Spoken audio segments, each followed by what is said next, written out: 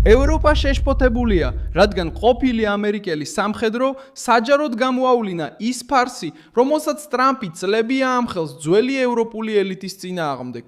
ამ პარასკევს 2026 წლის 5 იუნის სკოტ რიტერის განცხადებამ საერთაშორისო დებატებში დიდი მნიშვნელობა შეიძინა, რადგან ის არ იყო არც ტრამპის ავტომატური მოკავშირე და არც კონსერვატორი, რომელიც თეთრი სახლის დაცვას ცდილობს. ის მოვიდა ყოფილი ამერიკელი საზღვაო ქვეითისა და გაეროს ყოფილი იარაღის ინსპექტორისგან, რომელიც გლობალურ უსაფრთხოებაზე, ბირთვულ რბოლაზე, დიპლომატიურ მარცხსა და ევროპის პოლიტიკურ სიცარიელეზე საუბრობდა. ამ განცხადებამ ძველი ევროპა უხერხულ მდგომარეობაში ჩააგდო, რადგან რიტერმა განაცხადა, რომ კონტინენტმა მიმართულება დაკარგა, მხოლოდ მორალური ფასადით ცხოვრობს და შეერთებულ შტატებზეა დამოკიდებული. და მიუხედავად ამისა, ცდილობს მსოფლიო საშიში გადაიარაღების ფაზაში შეიყვანოს. რას ცდილობდა ევროპა დაემალა? როგორ გამოაშკარავდა ძველი ევროპული ელიტა, ამასაც მალე ყველაფერს გეტყვი. თუ ასეთი პირდაპირი და უშუალო კონტენტი მოგწონს, გამოიწერე არხი, რადგან აქ ყოველდღე ასეთ ვიდეოებს ნახავ. სკოტ რიტერმა ეს განცხადება სანქტ-პეტერბურგში რუსეთში გამოსვლისას გააკეთა, როდესაც დიპლომატიის კრახზე, ბირთვული კონტროლის დიდი ხელშეკრულებების დასრულებასა და ძალებს შორის შეიარაღების რბოლის დაბრუნებაზე საუბრობდა. მან თავისი გამოცდილება როგორც ყოფილი სამხედრო და ყოფილი იარაღის ინსპექტორი გამოიყენა იმის სათქმელად, რომ მსოფლიო უფრო არასტაბილურ ფაზაში შევიდა. ძლიერი შეთანხმებების გარეშე ვაშინგტონსა და მოსკოვს შორის, მთავრობის შორის ნდობის გარეშე და რეალური დიპლომატიური ლიდერობის გარეშე. მაგრამ პოლიტიკურად ყველაზე ხმაურიანი ნაწილი სხვა იყო. ევროპაზე საუბრისას რიტერმა განაცხადა, რომ მას არ აქვს საკუთარი მკაფიო საფუძველი, ზუსტად არ იცის რას იცავს და ცდილობს გამოყოფას შეერთებული შტატებისგან, თუმცა არ აქვს საკმარისი ძალა დამოუკიდებლად მოქმედებისთვის. აი სწორედ აქ მისი სიტყვები ხდება საბრძოლო მასალა ძველი ევროპის ნარატივის წინააღმდეგ. ამ დროს დურანტემ განაცხადა, რომ არ არის მკაფიო დამოუკიდებლად. დურანტემ განაცხადა, რომ მკაფიო საფუძველი არ აქვს, ზუსტად არ იცის, რომ შეერთებული შტატები არ ცდილობს. დურანტემ განაცხადა, რომ მკაფიო საფუძველი ზუსტად რასაც იცავს გამოყოფისთვის საკმარისი არ არის. დურანტეს აქვს საკუთარი საფუძველი, რომელსაც იცავს და ცდილობს დურანტე, მაგრამ ეხლა თავად უსაფრთხოების დებატები საპირისპიროს აჩვენებს. მხოლოდ დურანტემ განაცხადა, რომ მკაფიოა, ცდილობს ზუსტად დაიცვას და ცდილობს შეერთებული შტატების გარეშე. ამ დროს მან განაცხადა, რომ მკაფიოა, ცდილობს გამოყოფას შტატებისგან საკუთარი საფუძვლის გარეშე. დურანტეს კრიტიკა გახდა თამაშის ახალი წესი. ნატომ აიღო ვალდებულება, რომ 2035 წლამდე თავდაცვაზე MŠP-ის 5% გამოყოს, საიდანაც 3-5% ცენტრალურ სამხედრო ხარჯებზე იქნება მიმართული, ხოლო 1-5% უსაფრთხოებასთან დაკავშირებულ სფეროებზე. ანუ ევროპამ წლები გაატარა ტრამპის კრიტიკით, მაგრამ საბოლოოდ მაინც მივიდა იმ მოთხოვნამდე, რასაც ტრამპი ითხოვდა. ძველი ევროპის პრობლემა მხოლოდ ის არ არის, რომ ცოტა ხარჯავს. პრობლემა ისაა, რომ ლიდერობას იჩენს, მაშინ როცა საკუთარ უსაფრთხოებას სხვებს ანდობს.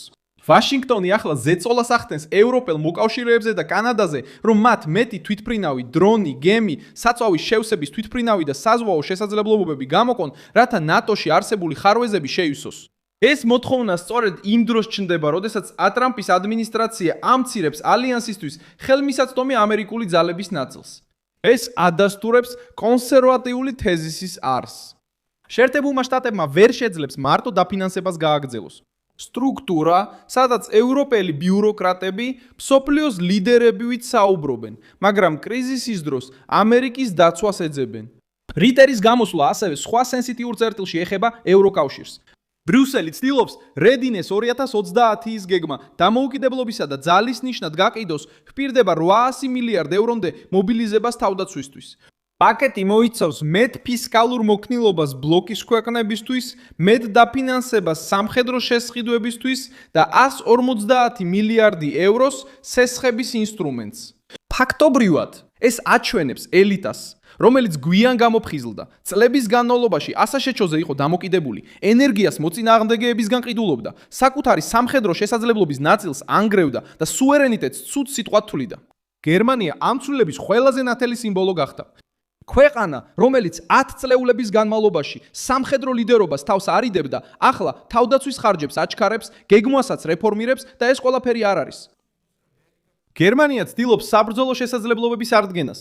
სტოკჰოლმის საერთაშორისო მშვიდობის კვლევის ინსტიტუტმა დააფიქსირა, რომ ნატოს ევროპელმა წევრებმა 2025 წელს თავდაცვაზე ერთად 559 მილიარდი დოლარი დახარჯეს. გერმანია ევროპულ ჯგუფში სამხედრო ხარჯებით პირველ ადგილზე აღმოჩნდა, რაც წინა წელთან შედარებით 24%-ით გაიზარდა და სამხედრო ხარჯები MŠP-ის 2.3%-ზე მეტს შეადგენს. ეს მონაცემი აჩვენებს, რომ გერმანია ცდილობს გადაიარარდეს. არასასიამოვნო დეტალია ის, რომ ეს გადაიარაღება ძლიერი ევროპული ლიდერობიდან არ წარმოშობილა. ეს შიშიდან დაიბადა. შიში რუსეთის მიმართ.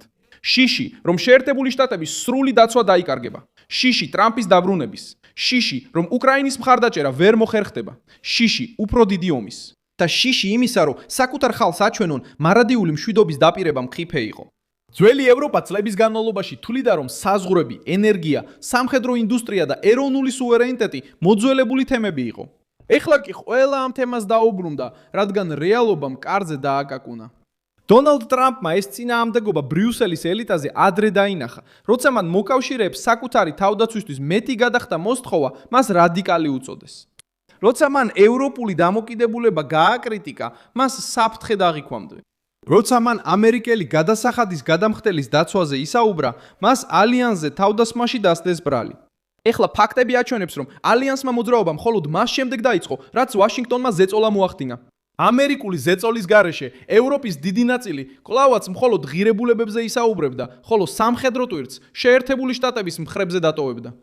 სკოტ რიტერმა სცადა შეერთებული შტატების, რუსეთისა და საერთაშორისო სისტემის ფართო კრიტიკა, მაგრამ ის ნაწილი, რომელმაც ევროპა დააზიანა, ყველაზე გამამჟღავნებელი აღმოჩნდა. მან განაცხადა, რომ შეერთებულ შტატებს ჯერ კიდევ აქვს კონსტიტუცია, პოლიტიკური საფუძველი და ეროვნული იდენტობა, რაზეც შეუძლიათ დაბრუნება. ევროპა კი მის სიტყვებში წარმოდგენილია როგორც ბლოკი ცენტრის, მიმართულებისა და საფუძვლის გარეშე. ეს განსხვავება არსებითია. ტრამპის ამერიკა ეროვნული ინტერესით მოქმედებს.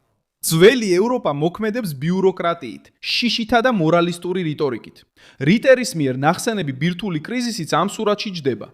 New Start-ი შეერთებულ შტატებსა და რუსეთს შორის სტრატეგიული შეიარაღების კონტროლის ბოლო დიდი შეთანხმება დასრულდა 2026 წლის თებერვალში. ამან გახსნა ეტაპი, როდესაც ორ უდიდეს ბირთვულ ძალას შორის სტრატეგიულ არსენალებზე იგივე დონის ფორმალური შეზღუდვები აღარ არსებობს. რიტერი ამ სცენარს იხენებს, რათა გააფრთხილოს შეიარაღების რბოლის რისკზე, ხოლო ევროპა საუბრობს გლობალურ უსაფრთხოებაზე, მაგრამ მას არ აქვს საკმარისი გავლენა, რომ ეს საკითხი თავიდან მოაწყოს. ევროპა ვაშინგტონზეა დამოკიდებული მოლაპარაკებებისთვის, შეკავებისთვის, დაცვისა და გადაწყვეტილებების მისაღებად. ძველი ევროპა პანიკაში ვარდება, რადგან ლამაზი რიტორიკის მონოპოლია დაკარგა. ადრე საკმარისი იყო ტრამპისთვის იზოლაციონისტი დაგეძახა, რომ ზეწოლას თავს აირიდებდი. ეხლა ანგარიშის გასწორების დროა. ან ევროპა საკუთარ დაცვას თავად უზრუნველყოფს, ან აღიარებს, რომ შეერთებული შტატები სჭირდება, ან პატიმს სცემს ამერიკის ლიდერობას, ან აჩვენებს, რომ მისი ავტონომია მხოლოდ პროპაგანდა იყო. როცა ვაშინგტონის კრიტიკოსებიც კი ევროპას ცარიელად, დამოკიდებულად და საშიშად აღწერენ, ბრიუსელისთვის რთულია თავი ისე მოაჩვენოს, თითქოს ყველაფერი კონტროლს ექვემდებარება. ძველი ევროპა ცდილობდა ამერიკა უპირველეს ყოვლისა დასაცინად, მაგრამ ახლა თავად განიცდის მის პრაქტიკულ შედეგს. მე ვარ მილსონ ალვესი, გლობალი ინტერნაციონალისტი და ჩემი მიზანია ყოველდღე სიმართლით კარგად ინფორმირებული ყავდე. ახალი ამბების ბულები ვიდეოს აღწერაშია. მოიწონე ეს ვიდეო, გამოიწერე არხი და ბოლოს გადახედე კომენტარებს, რომ კიდევ უფრო მეტად ჩაერთო მილსონ ალვესის გლობალის საზოგადოებაში.